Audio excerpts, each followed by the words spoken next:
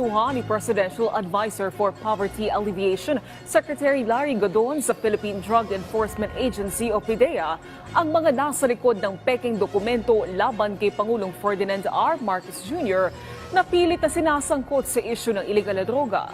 Sa pulong balitaan sa Quezon City, inihayag ng kalihim na lumiham na siya kay PDEA Director General Mauro Virgilio. Ako, pabor ako sa ginagawa mo na sinabi mo na dapat kasuhan ng PDEA. Pabor ako dyan. Para magkalabasan ng totoo. Ako ay challenge PDEA. Ito wala akong sinasabing hindi totoo yung dokumento ng PDEA na nilabas ni Marlica. As a matter of fact, ang leaning ko pa nga doon, mukhang totoo to eh. Hindi lang napirmahan. Ibig sabihin, hindi lang naaproban. Okay? Pero, ang lagi kong punto doon, it will not do anything good sa ating bayan. Bakit to? Wala, sawa ng Pilipino dyan. There's nothing new with that issue. Yan ang totoo. Pero naniniwala ako. Dun sa 2022 pa lang, naniniwala na ako eh. Diba? And yet, nothing will happen. Pero, maganda tong inaano ni Godon na kasuhan ng PDEA. Nako, maganda. Magkakalabasan ngayon ng ebidensya, ipapatawag ngayon yung witness. Tama, mali. Ako nga, sa totoo lang, sana magkaroon ng Senate hearing dyan kay Bato. Bato! Kasi